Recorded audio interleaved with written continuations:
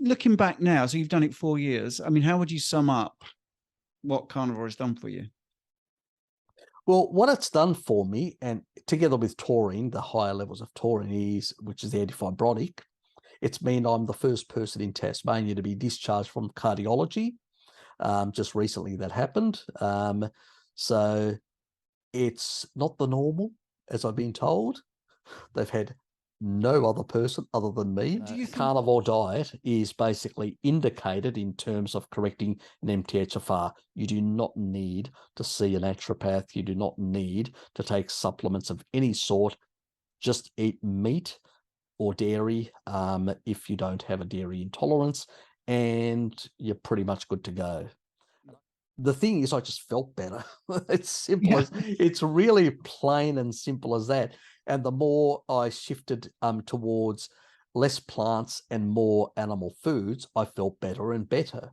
And so I was like, and then I came across sort of zero carb, Zen or whatever it's called, zero's carb or Zen, and I started reading their blogs and stuff like that. So it wasn't on, that's the first stuff I came across. I found it quite interesting and all that. And I go, there's probably something in this. Led astray, and it's awful. It's awful. Yeah, Let's get back to your story then. So we haven't got to Carnivore, and okay. I'm smiling all the way through this because this is exactly what I expected, and it is a real deep dive for most people. We'd got to you. You had your bypass. You gave up on your statins and your aspirin. Got very frustrated with the research. Absolutely, I'm with you on that. I did the paleo thing and realised that that was an issue there.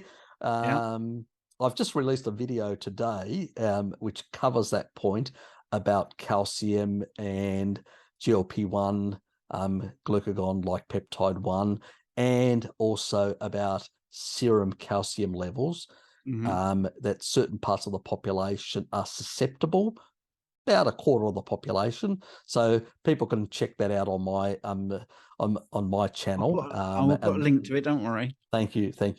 And they can check that out and understand. So I won't go into that. I've already covered, But it meant that I started looking into all these genetics as well. So I'm probably one of those people in the carnivore space that I don't just go on, I consider the last 10,000 years of adaptation being important. We are not like the Hadza. We are not like the Bushmen of the Kalahari. They still have genetics which are very similar to Homo sapiens sapiens.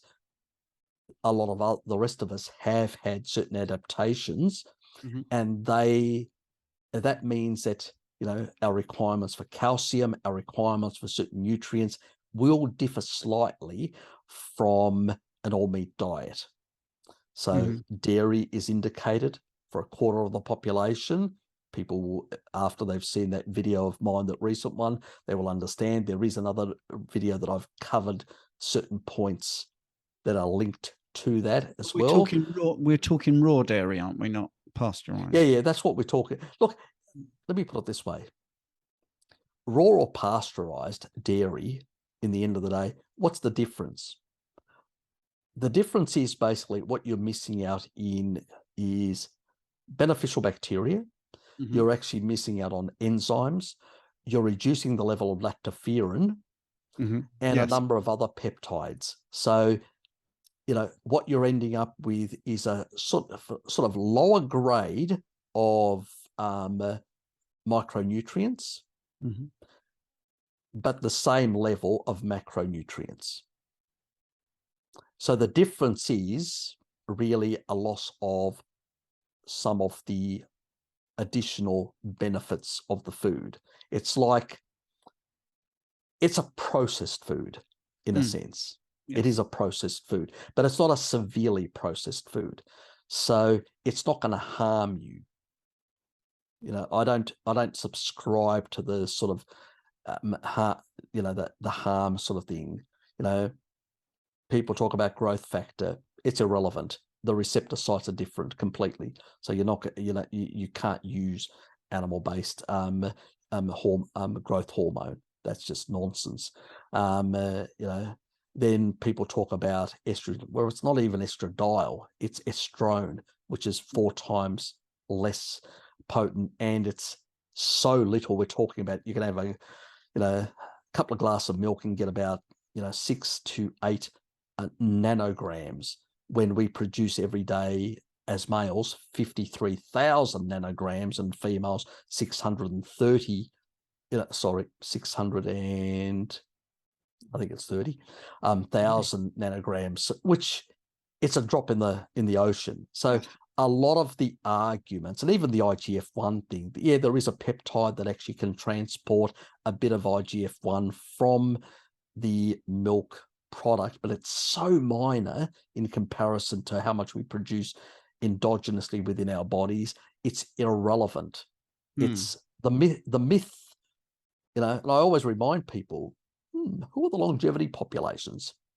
The Koreans, the the Sardinians in the mountains who are pastoral, the populations down in Nagoya, in the Costa Rican area, they are pastoralists. If you take a look at the map, because I'm a cartographer, if you take a look and zoom in and look at that area, it's sort of an environment which is only good for cattle. They have cattle there. They are basically cowboys consuming dairy from the cattle and meat. So let's just, the modern day, tourists that end up there in the tourist zones, they're not on the longevity diet. They're on some bullshit made up diet, like the Mediterranean bullshit made up diet.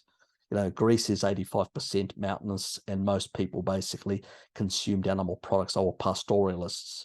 I've actually done a video on my site covering the ancient Greeks and their high N15 data, their high animal consumption, because that's where it comes. The stable isotopes of those isotopes, the nitrogen 15 is quite clear that the proteins are coming from animal sources, and the delta 13, which is the carbon, indicates that the high levels, that the source of that is animals that are consuming grass. We don't consume grass. That is C4 grass. So it's quite definitive what the protein source is and the animal that we are consuming as a population back then. And so 85% of the country is that. Yes, there was a bit of grain here or there, but most of the plant-based people now make a big fuss about that. But the reality is they cannot reconcile this evidence. They try and sort of ignore it, which is one way, or come up with spurious arguments. Oh, there's this antelope in South Africa that has this. Yeah, but it consumes bark, and that bark is provides it very high levels of N15, but bugger all delta 13. So we know that they're not eating grass; they're eating bark. Yes, that's the source. So stop coming up with spurious, ridiculous arguments just because some tree has higher concentrations for the way it's evolved. Really? There's a lot of that sort of nonsense, unfortunately, as I call them, the Vagunarized community, and their propaganda never ceases to amaze me. In the end, as I said, when you've got cardiovascular disease, you are focused in working out what works and what doesn't work. Yes. If an alien basically provides me with a solution, I will jump onto that. I'm interested in fixing my situation. I'm not interested in basically running any, agenda. That's not mine. And as I said, as I don't sell supplements or anything on my side. I don't sell, for me, it's I've suffered, and I'm trying to get the message out to people that, guys, if you're not on a species appropriate diet, you will suffer as well long term. And you need to basically realize that. Yeah. And when did you realize that it was Carnivore was way ahead? How many years ago was that? It's about nearly 4 years now. As I was moving, you know, after the horrendous period of suffering for getting surgery for 2 of my kidney stones, lasered, and one of them actually came. I didn't have to go to hospital for that. It came through, which was, you know, and then the other one I had to go to hospital, and I spent about a bit over a week it was, and they were just putting fluids and fluids into me, trying to basically dislodge, and eventually it did come through, which was lucky. The first one that I had to have surgery was, it was like a hook, and it got caught in the duct between my bladder and the kidney. That was on the right kidney. Mm-hmm. And the other one was in the left one, and that was like, it got lodged because it didn't have a smooth surface. It was really like jagged. It had like all these little jagged things, and it was sort of lodged in you know, in the kidney itself. And just, you know, they tried, they couldn't dislodge it. They said, look, we've done a scan, it hasn't moved, it's not working, we're going to have to you know, remove it by lasering it. Luckily it was at the bottom of the actual kidney, you know, close to, not too far from the duct, and they were able to go up and actually you know, laser it to basically reduce. They had to be very careful how they went about it, because it's so, when it's very close to the ducts, they cannot use, like, normally if it's inside the kidney, you know, like deep inside the kidney, they can use like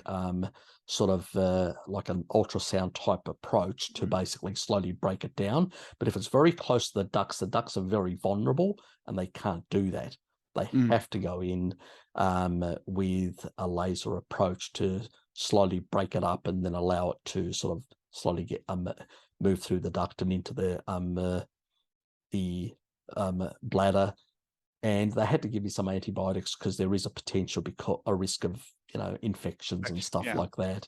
You know, so that was another side, and that sort of caused me some gut microbiome issues through that period. And I did suffer some really, you know, let's say multiple months of very uncomfortable gut microbiome issues. So I did a deep dive and trying to understand the gut microbiome then. So that's sort of forced me. So the kidney, let's say, my suffering has been other people's benefit in understanding the gut microbiome a bit better. So I had to suffer all of these things, guys. I've got MTHFR, so I've got the methylation problems as well, and had to do a deep dive and realize that riboflavin is the key thing that actually corrects that. You don't need folate, you don't need B12. It's just a riboflavin deficiency. What's a good source of riboflavin? What is a good source? Meat and dairy. That's basically it. Carnivore diet is basically indicated in terms of correcting an MTHFR. You do not need to see a naturopath. You do not need to take supplements of any sort. Just eat meat or dairy if you don't have a dairy intolerance, and you're pretty much good to go. And I can tell you, I've actually reversed dairy intolerances even with people who come from China. Yes. Yeah. And I mean, I am one of those people. I was lactose intolerant, as they say, and I can just have every single raw milk product and even a little bit of pasteurized now. Not that I need to. So that was great. So, but what was the turning point? My turning point to getting to Carnivore was, the more I removed plants, the better I felt. Simple, isn't it? It's simple as that. It's not a complex. You know, a lot of people say, "Well, how did you work it out? What did you read?" And I go, I didn't have to read anything. I just, you know, most of my research was looking into reductionist processes and reductionist mechanisms, and then using lateral thinking to understand the complex interplay between these pathways. that's how I got the nuancing part, something that most people in academia don't do, unfortunately. They still are welded to the reductionist thinking. They just don't have that, they can't think outside the box or whatever, Yes. But the thing is, I just felt better. It's simple as, it's really plain and simple as that. And the more I shifted towards less plants and more animal foods, I felt better and better. And so I was like, and then I came across sort of zero carb, Zen or whatever it's called, zero's carb or Zen, and I started reading their blogs and stuff like that. So it wasn't on, that's the first stuff I came across. I found it quite interesting and all that. And I go, there's probably something in this. And then I saw the Joe Rogan, video with Sean Baker, and I go, oh, that's interesting. So that was a bit of an insight and all that. And I did a bit of a deep dive to try and understand, what's really behind all this. And then I started realizing a lot of things. And I did come across a study with taurine, and then that really convinced me. Once I came across a study, and then I downloaded, I went to the NIH website and I downloaded, I came across a number of books that were published, and I was able to get access to them. Luckily, because I'm on one of the academic sites and sort of as a member, and I was able to access a lot of these resources. People ask me, and I go, look, I can't really share this openly, like that. It is, I'm a member of those things, but I use that material to then look at the different research as I'm going through, and I'm talking about hundreds and hundreds of pages, and some PhDs that certain people have published in terms of taurine and stuff like that. And as I was looking at that literature, I started having these aha moments and realized, okay, there's the missing link. It's all these nutrients in the animal foods that make the difference. Yes. And taurine, really, just for those watching, some of the people haven't seen your videos. Taurine is an amino acid in an abundance in animal. It's a sulfonic acid, to be more precise. Yeah, it's a sulfonic acid. We call it amino acid because it's a polypeptide. Because it's a strand of amino acids. So it's but it is fundamentally a sulfonic acid. So it is one of the sulfur amino acids. It's one of the sulfur amino acids, like methionine and cysteine. And it does actually, and it actually, in the body can synthesize taurine from methionine and cysteine. So, which is another important thing. Or when you go through the whole methylation cycle from homocysteine back to methionine, you can bypass going back to methionine and go straight to taurine. It depends what the requirements are in the body, and the body will determine that. It's not you can't say this percentage will go back. No, the body works out how much will go back either to methionine or taurine. How it does, we don't understand we know mechanistically it happens, but we don't understand the ratios on why the body determines a certain amount or not. Because is it transcription dependent by the level of enzymes being produced to make that conversion? Is it genetically driven, or is it demand or circulating levels? We just haven't worked that out. There's no research. Everything. So look, it could be potentially. I'm theorizing about that, but as I said, it's a hypothesis of mine, rather than anything else. If you've got more, it seems to initiate upregulation of TAUT, T-A-U-T transporters, and it seems that the body seems to detect this and upregulate taurine transporters in the body. They're all over. Every single cell in the body has them. That's how important it is. Harry, do you supplement with taurine, or do you just get it from? I do.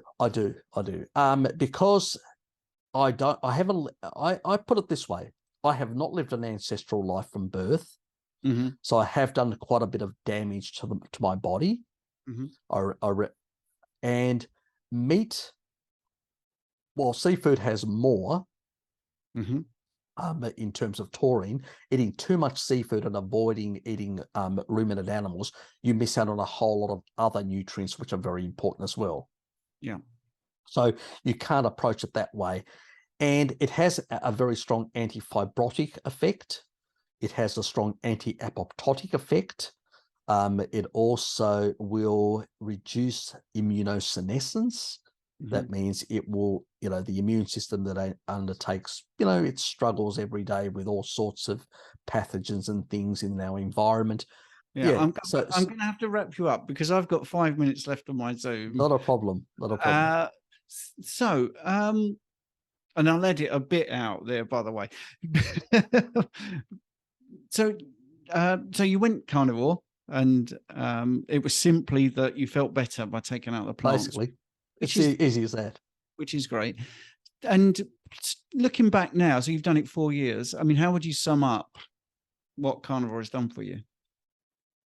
Well, what it's done for me, and together with taurine, the higher levels of taurine which is the antifibrotic, it's mean I'm the first person in Tasmania to be discharged from cardiology. Just recently that happened. So it's not the normal, as I've been told. They've had no other person other than me. So they're quite shocked. What are you doing? And in order to avoid not getting into an argument with the cardiologist like I did with the previous one, which I nearly felt like thumping, he was a young, arrogant little boy, as Bart would call him. And so I just basically said, well, I got rid of all the processed food and the seed oils and the refined sugars, and have gone low carb without going into any more details than that and having any argument, and said, oh, and he said, well, seems to be working for you. And left it at that. So, checked my blood pressure, said, yeah, that looks good. And a few other things, the general stuff that they do, that sort of general nonsense, as I call it. And ultimately it was how I felt. Yes. Brilliant. That's really what it comes down to. I think that now, obviously, some people will not feel their ultimate best, and I understand why that happens, and that is because don't expect the carnivore diet to repair decades of damage. It does take time, and you need to be patient. But the longer you are on a species appropriate diet, the more improvements you'll see over time. Brilliant. That's the take-home message. That's the take-home message. I'm going to leave it there because, like I say, I'm on the free version of Zoom, so I'm going to get cut off. So I'm going to thank you for that. And I could have gone on for much, much longer. And You're welcome. And I'll link your YouTube in the description, in the show notes, so everyone can go and have a look at your live streams. And it's fantastic. So I want to thank you for doing that. It's been really great. You're welcome. And I think people will love it. There may be two versions of this, one called a deep dive and one sort of like an abbreviated whistle stop version of this, because it's brilliant. I mean, I love the science, and I'm like you. I like to know why things happen. I'm happy when someone says, I felt better. I'm also happy with that, because that's about the best evidence you can get. You took out plants, you felt better. Well, that seems to be true.